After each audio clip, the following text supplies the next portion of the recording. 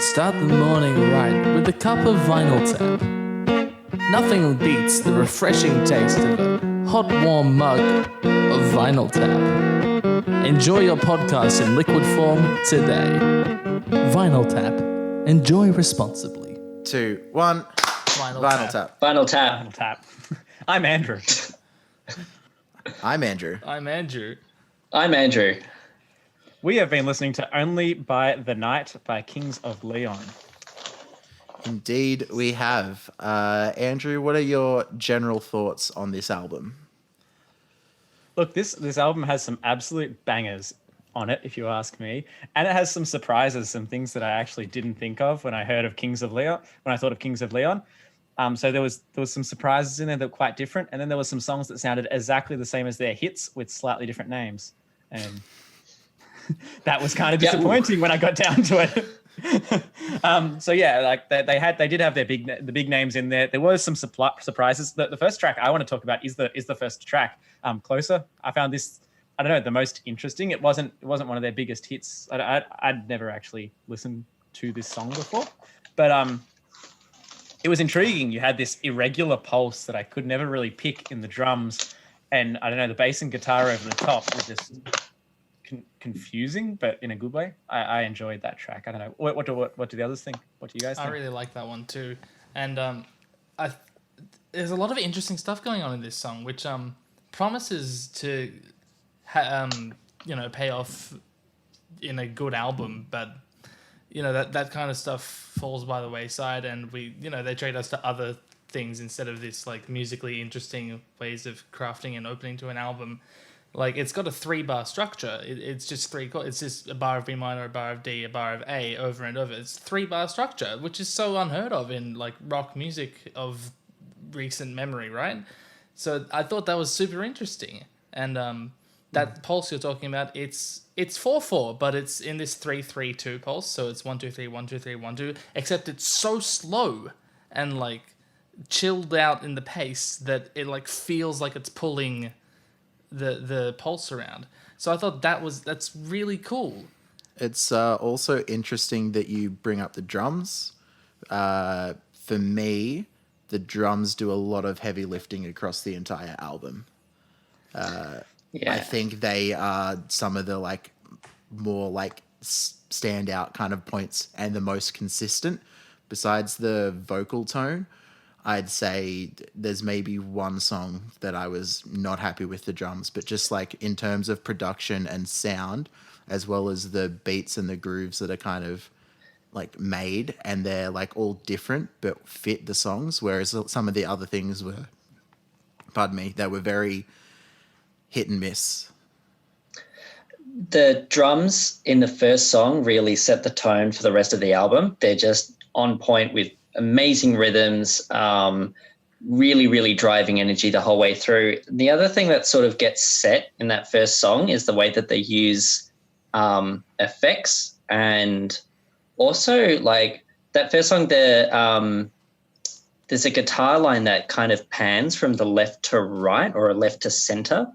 And they do a really cool thing. It's sort of, I think it's around the 2-minute mark when it kind of, there's a bit of like a breakdown in the song, where the guitar has sort of been in the left, kind of panning from left to right, sort of with like a bit of a distortion effect. It's suddenly becomes like you get like a proper sort of rhythm happening, and it's now like in both ears, and I think like just kind of gives it a really nice textural effect, a really nice textural change, that's got nothing really to do necessarily with like what it's playing or the effect that it's using. It's all just like how they've panned it. And they use that kind of all through the album, which I think was really, really cool. Yeah, the production in general and production decisions across the album were like very... like it's really well produced, this album. Yes, you can't fault the production. You can fault other things, and other I intend things, to. Yeah. But the production, very well done. It's interesting that you said that the drums carried the album for you, because in my mind it was all on the bass. My goodness, there was some hot shit going on in the bass. I loved that. See, the bass had these really outstanding moments, but then it also had these, like, it was only maybe 2 or 3 times, but there's like little stumbles. Yeah. And whereas I think vocally and the drums didn't really stumble at all. Yeah. Okay. Sure. For the bass, I found the bass, I loved it in, I think it was I Want You, and the bass line went like 1, 3, 4, 7, 1. And it was just not what I was expecting to hear every time. And I was really excited hearing this like minor second come in. The issue with that I had is that it repeated over and over and over, and like it never so went much. Was it like a 5-minute song? My hot take on this is I didn't like the riff. That's one of the moments that I thought was the weakest for the bass. Yeah, and especially, I like that. I got into that, except it just went for so long. There was like a slight variation every second repetition, I think. It was like right at the end of it, they just chucked some tiny thing, and it's like you could have done more. But I enjoyed the minor thing. Also, I don't think it paired well with the drum beat that was there, and I don't think that there was much variation between the riff on the bass between the verse and the chorus. And I think it was literally just that was the basis for the entire song. And it didn't really go anywhere or do anything. So I personally, that was my least favorite song on the album. Did anybody think that I Want You kind of sounded very, very much like, I actually don't know what the song's called, like Hey Baby? You know, like, hey, DJ hey Ötzi. baby. Ooh, yeah, like this song gave me huge flashbacks, and I had to listen to it and compare the two because it was just like so similar. I can vouch for all of us when I say that no, we did not notice that comparison. No, you didn't notice No. that? Okay, no, seriously, you have to like compare the two because I think it's the chorus is just like so it's the chorus sounds so remarkably similar. And then once I heard it, the song was ruined. I was just all I could hear was just that. Does anyone else have a least favorite song from the album? I And think why? I Want You covers it. Let me think about the rest of the album though. Wait, can I just jump in on that for 1 second? You said Yeah. least favorite from the album was Yes. I Want You. I didn't mind it as a song, but I actually thought there was a bit of continuity in this album in the kind of sounds that they had. It was all set up and sort of very similar. This had cowbell in the drums. It had like this weird bass line. It had weird effects. It didn't suit. I didn't mind it as a song, but it did not suit this album. Okay. In the slightest. So now that you remind me of the cowbell, I Want You is easily my least favorite song on this album. Oh my god, it fucking killed it for me. Because it was playing like an A quarter sharp, and like I know that no one gives a crap about this, but the song is in G major. That it just and then the guitar like riff kind of solo towards the end of the song, he's just chilling out on a B flat a lot of the time, and it's like, dude, like False Relations can be really, really nice, and that one wasn't. Yeah, I think like as an album, this was constructed, I think, kind of quite carefully, and like there was a consideration, I think, to the construction of it, but it didn't lend to how I enjoy music. It was like fast and driving and interesting to start, and it slowed down and kind of started to, I don't know, like the end kind of got more ballad vibes to it. Each song sort of slowing down, and I kind of had just less positive things to write as we went on, because like all of the great things happened and then they weren't developed as each song went on. So it's sort of like, okay, yep, I've heard these guitar effects. Like you've got some really nice reverb, like plate reverb or spring reverb happening. And now we're sort of, 6th, 7th song in, it's the same effect. It's a very top heavy album. They also, in talking about it as an album, they clearly had a very defined sound and style that they wanted to go for, that they like are really good at producing.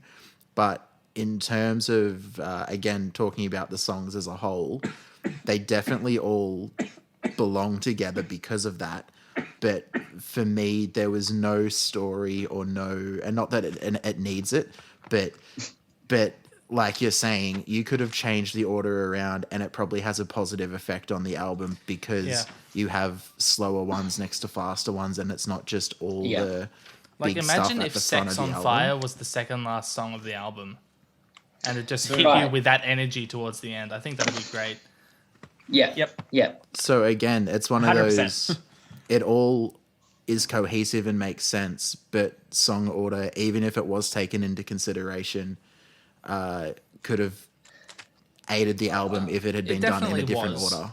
And yeah, like the trend of having your third song on the album being the lead single, "Sex on Fire," yeah, that holds true here. That wasn't the lead single. That was an unintentional single.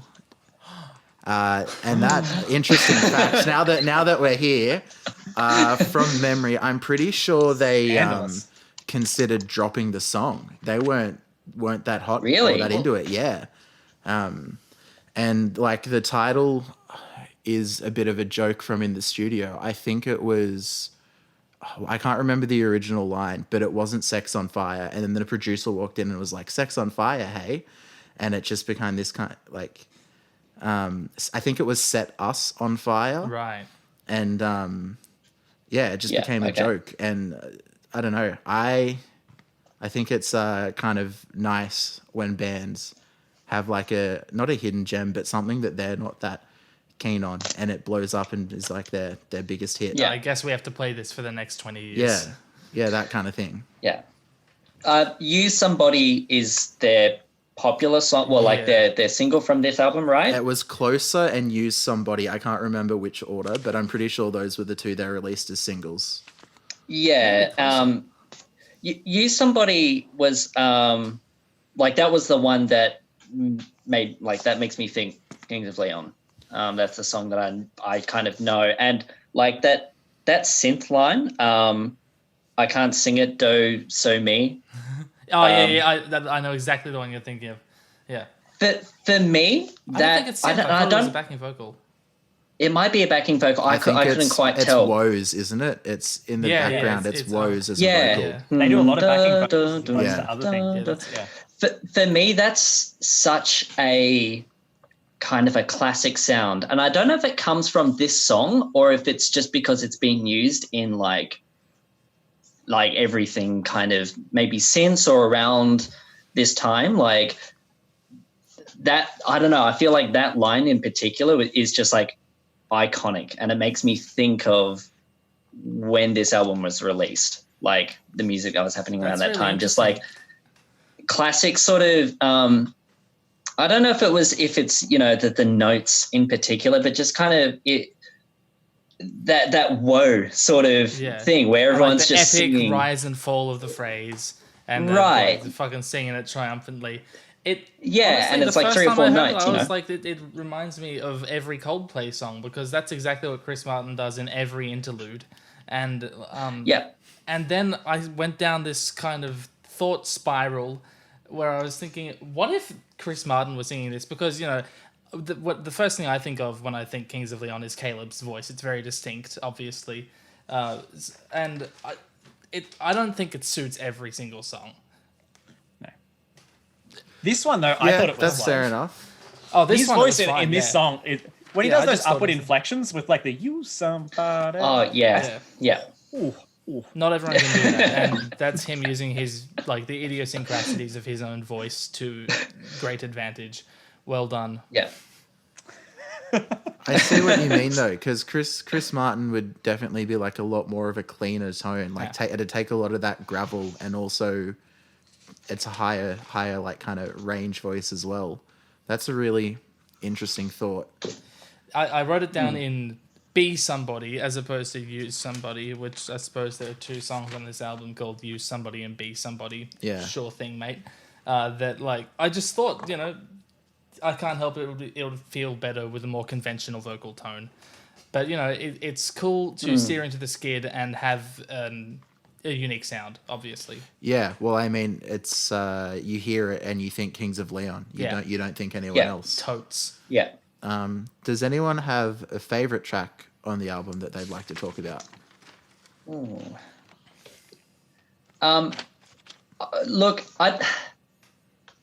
I don't know if I can't say I necessarily have a straight out favorite, but Crawl, I actually really liked. I really enjoyed it. That initial. Pause for 2 seconds. My first note on this, it's like a very Muse sound. So for you to both say that you like it makes total sense. Yeah, like especially that cool. bass. Yeah, that absolutely. bass sound is so. Oh, Muse. yes. Hysteria, cool. I was literally about to go so the effect that they've got, like that kind of fuzz, that really dirty grunge. Oh, so hot, and then the drums with it, just and then it vamps on that like line. 70s guitar riff. The ba-da-ba-bow. Sick. Yeah, and then it just vamps on that line for a while, and it really lets you stew in it. I just thought, like, what an exciting way to just begin a song. Yeah. This song made me kind of have the thought, and I'm not sure if I'm sold on it, but I feel like Kings of Leon are kind of very similar to what Muse were in that 2006 period. What album was that? He's thinking of Black Holes, I think. Yeah. Black Holes, And they have like a very Muse sound if it was a bit heavier and a bit more rock and a bit less like synthy and effecty, if you know what I mean. So if they were just more of a conventional rock quartet. Yeah.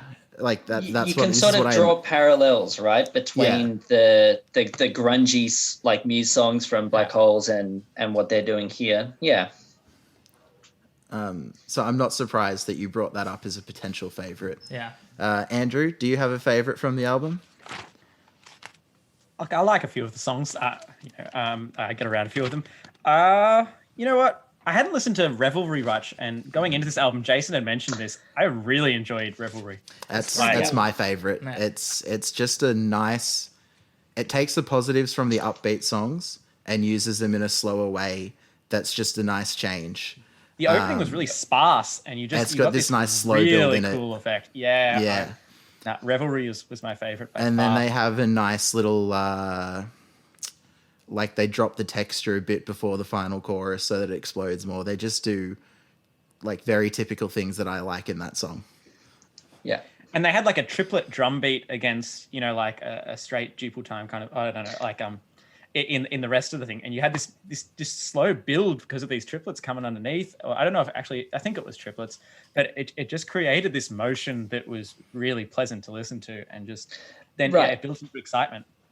They were accenting, I think it was like they were accenting 3 with a snare and then the 3 with another snare hit. And it kind of gave it this lilt that just, it kept on driving.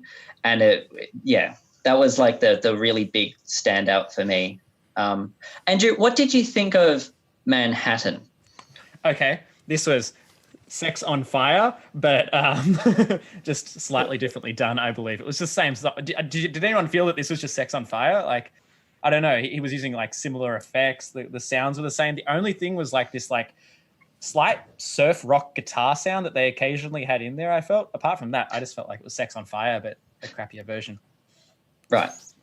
I really liked the drums in this one. I thought the drums really carried in the verses. They were like super snappy and tight, and the verses were like a lot more sparse. And then the choruses were super thick, and the drums kind of opened up into like a big wash of cymbals, and the bass and guitar came in. Yeah, I absolutely hated that with a fucking fiery passion. Oh my God. Like that cymbal wash. And this is like, it was a loaded question, Andrew, because I know that like I knew there was going to be one. So. I was sort of trying to pin down some I thought that there would be some songs which kind of had almost pop punk kind of elements to them that I thought you would really enjoy. And basically it was like, okay, if there are elements that I really hate to this with like, cymbal wash or whatever, Andrew's probably going to like them. I actually didn't like that one though. So there you are. Okay, well, there we go. On the pop punk, oh, sorry, you go, Tim. I was just gonna say that there's this like sick ass jam or like breakdown section in this song that goes for like 4 bars and then goes nowhere. It's fucking awesome and then disappears forever. Is and that- it was so disappointing. Is that the bit where everything's like sort of rhythmically the same but Yeah. harmonically different? Yeah, it becomes prog for Yeah. like 20 seconds and I wrote that went nowhere as well. Yeah. It was exciting. I was like, yeah. I was so looking forward to where that was going. And it was nowhere. So cool.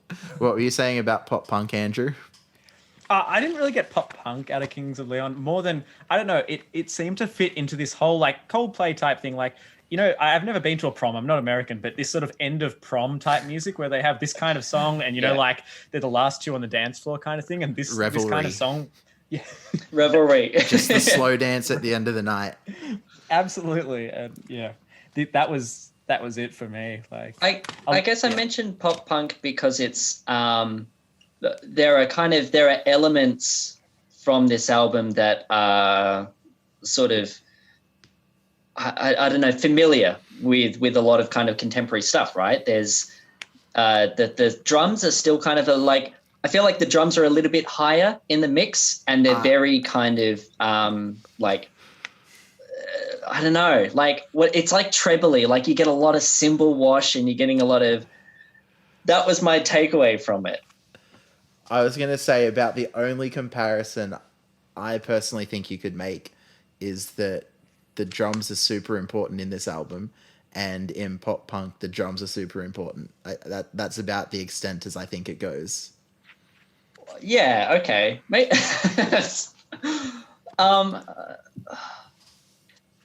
Yeah. Okay. No, I'll concede on that. Actually. There's like nothing harmonically or anything that they're doing that would make me go, oh yeah, I could maybe call this pop punk. Yeah. I don't know. Maybe I'm just a like illiterate at pop punk, right? Well, you know It's what's like- coming next then, don't you? Oh no. Oh no. Does anyone else have any song we haven't spoken about that they've got something they're dying to say? Oh say my for? god, the last song on the album, Cold Oh, Desert. yeah. Holy shit. What the fuck? How it just ends and then comes back. Yeah. What? Who does that? That was insane. I loved it. I don't know if I'm sold on it. It definitely achieved what they wanted, having it kind of like fade out and then the last chorus feel bigger. But It was so goofy. I had to love it. anyone else have strong feelings about that song or what they did? Oh, the rest of the song was boring as all balls, but Yeah. that actually that they lost me on the redeemed way up. They lost me on the way to that song. The songs before it just got a bit more. I wrote Low on nothing energy. down for Notion. I got nothing. It just did not get me. Notion was on the album. No. Yeah, right. Yeah, no. There was something that I thought was really cool with Notion, and this is like this symptomatic of getting to the end of the album was I was only noticing very few just like cool moments where they doubled the guitar with the vocal line, and it did this really cool thing where it sounded like there was vocal harmonies, but it was the guitar backing it up, so it kind of gave it this almost I don't know, like it boosted the vocal line in this really, really cool way. Other than that, that was it. Like that was the standout for that entire song. And yeah, again, it's just sort of like they use really cool guitar effects and things that maybe I, would want to try and copy or mimic. But as a whole listening experience, start strong, gets weaker. Yeah. Yeah, for me, I'd heard a lot of these, if not all of it before, but I'd never listened to it start to end, and I really don't think I had lost any value having not heard it start to end before today. So songs that don't Yeah. really get any benefit from being an album together. Click above to find out what else we've talked about in this theme. Click above to see other things